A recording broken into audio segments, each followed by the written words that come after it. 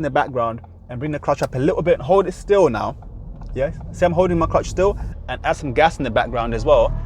If you're scared of driving because you don't know how to move off quickly enough in a manual car, then this video is going to show you exactly how to do that, especially on hills, junctions and roundabouts. Let's go.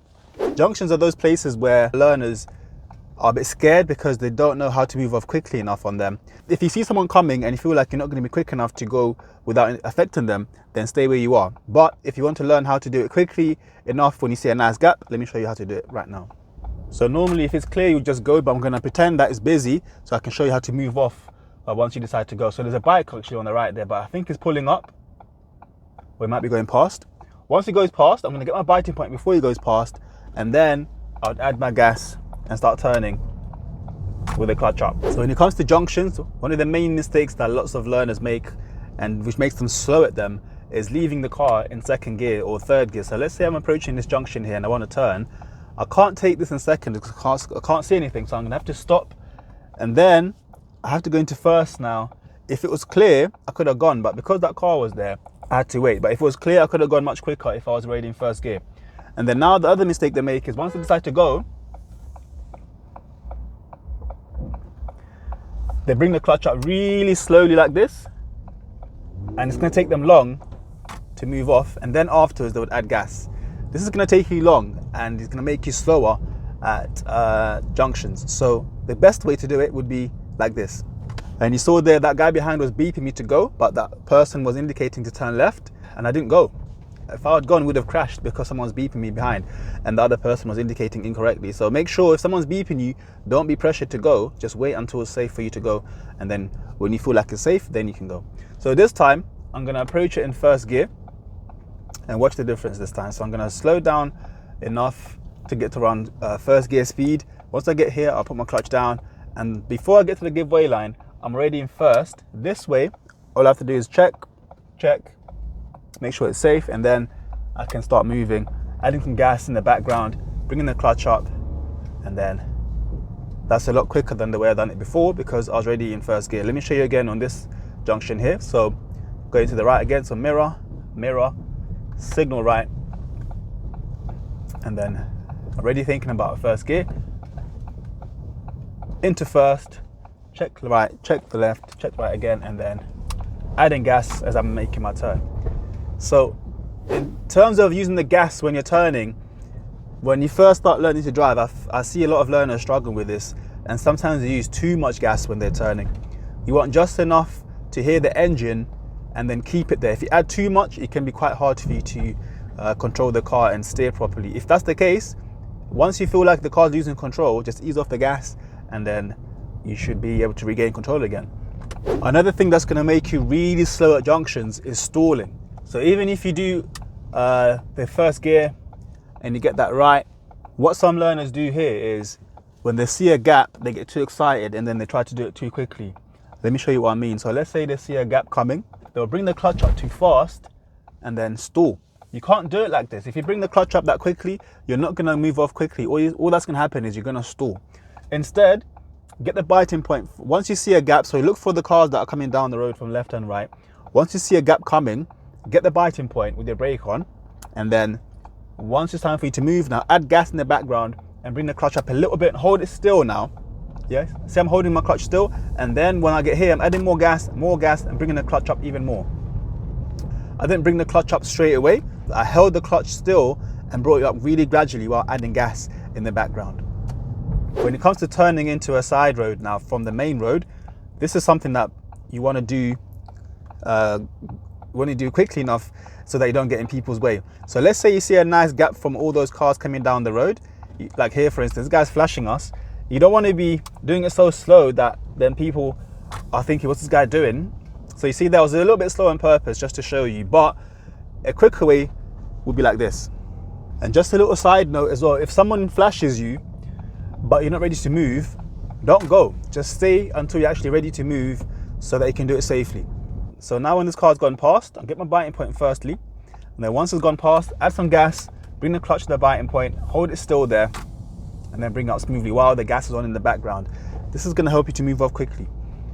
One thing you don't want to do there though is panic and bring the clutch up fast like I showed you earlier, because then you're going to end up stalling. Instead, bring the clutch just to the biting point like that, hold it still with the gas on in the background, and you are going to move off in a nice smooth way and quickly as well. If you're adding quite a lot of gas and you find yourself still not moving quickly enough, like this, let me show you. So I've got lots of gas on, but my car's still moving slowly. It's because the clutch is not up high enough. Adding lots of gas in the background is not going to do much if the clutch is in the wrong place. So let me just show you here how to do it correctly. Yeah. So let's say I've checked the right and then I want to move off quickly here. I'll add gas, and then if it's not moving quick enough, I'll bring the clutch higher, and then that's going to make me go quicker. Yeah. So if you already got the gas on, when you bring the clutch higher, it's going to make you go faster. If the clutch is too low, even if you have all the gas in the world, it's not going to go fast. When it comes to roundabouts, this is something that lots of learners are scared to do because they don't know how to move up quickly enough once they see a gap. So once I've seen that there's nothing on my right here, get my biting point, and then I'll make my turn like this. So you see, this is a little bit slow, but sometimes you want it slow like this. When it comes to moving off fast at roundabouts, this is how you're going to do it. We'll get the biting point first of all, then add gas in the background and bring the clutch up smoothly, and then go into second gear. I get asked a lot as well, should you get the gas first or should you get the biting point first? And in my opinion, the best way to do it is to get the biting point first, because that way you're ready, and two, you're not going to roll back as well. Even if the road is a bit slopey, you're not going to roll back. Sometimes though, if the car has got a really weak clutch, then it might be better to use the gas first with the handbrake on. Let me show you how to do that technique as well, because some people, I see a lot of people commenting saying that their car, as soon as they get to the biting point, it will stall. So let me show you guys how to do that with the handbrake as well. So if you're on a flat surface like this, you can then use the gas first, and it's not going to matter too much about, you know, rolling back, because you're not going to roll back because you're on a flat surface. And the best way to test this is by coming off the brake for a split second, and you can see the car's not going anywhere. In this case, once it's time for you to go, you'd add gas first and then bring the clutch up to the biting point like that. Okay, but if you're driving a car that's got a weak clutch, like some of you are saying, and you're on a slightly hilly section of the road, so like now it's rolling back a bit, you can also use the handbrake technique as well, and then I'll still use the gas first and then bring the clutch up afterwards, and this way I shouldn't roll back and I'll also move off quickly. Yeah, so gas, biting point, handbrake down, and then clutch up like this. This way it's going to be quick and you're also not going to stall. So one of my learners that I'm teaching to drive these days, he loves to go into neutral, then put the handbrake up every time he stops at a traffic light. Not terrible, but if you're trying to be quick, this is not a good idea, especially if you're quite new. So you wait until the light starts changing now, and then you think about getting into gear, and then handbrake down. You see, when the motorbike went, if I was in gear, I could have gone at the same time as well. But because I had to do all those other steps, it took time. So if you're trying to be quick, be in gear ready, or at least make sure that you're getting into gear before the lights change to amber. Let me show you what I mean on the next one. So even if you're used to, or if you want to go into neutral and put your handbrake on, this is fine. Just make sure you don't wait until the lights start changing before you start getting ready. If anything, I'll watch out for any traffic from the sides. Once they stop, I'll start preparing my car. So it looks like there are people crossing there and they're stopping as well. So now I can get into gear, and I'm thinking about, is this a slope? If I'm using my handbrake, I'll just keep my handbrake on until it's time for me to move. And then once the light goes to amber, biting point, gas, handbrake down, clutch up smoothly. This way, it's not taking me ages to move off. Right now, this road is really hilly, and I'll show you how hilly it is. If I do that, you see straight away the car's rolling back quite fast. Now, you might be wondering, why would you want to move off fast on a hilly road? This could be a junction where it's a dual carriageway and the road is like 50 miles per hour, for instance. In this case, you want to be able to move off quickly and under control at the same time. The mistake that lots of learners make here is, because they're trying to move off quickly, they'll get the biting point and then they'll try to bring the clutch up really fast. And because it's a hill, you are going to stall like this. Don't do it like that, okay? So you still want to be really careful with the clutch, but also adding gas in the background. Let me show you what I mean. So let's say I'm waiting at a junction now on a dual carriageway, and I want to go once I see a nice gap.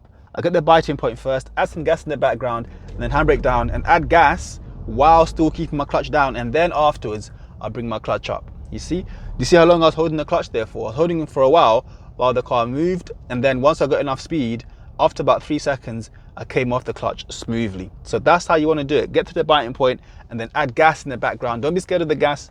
Add gas in the background and then smoothly off the clutch.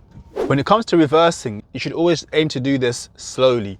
But as you know, in this channel, we always teach you things that not just for the test, but also for general driving as well. Okay, so normally when you're reversing slowly, we're just playing around the biting point like this and keeping it nice and slow. But if you want to reverse fast, all you need to do then is bring the clutch a bit higher and add some gas in the background as well. That's gonna make it go really fast. You'd be surprised how fast you can go in reverse. One day I might do a video where I test it out properly, like on a really safe area, and go as fast as I can in reverse so I can show you. But for now, add some gas in the background, bring the clutch a bit higher, and that's how you go fast in reverse. So with everything that I've showed you in this video, just remember, when you're beginning to learn to drive, don't try to rush, okay? Just do it at your own pace, and then the more you drive, the quicker you're gonna get naturally anyway. So you can use these tips and advice to help you improve your speed, but in general, don't try to rush, take your time, and eventually you are gonna get quicker and you are gonna get better. Otherwise, guys, thanks so much for watching. I'll see you in the next one. Make sure you subscribe for more videos like this. Thank you and take care. Bye.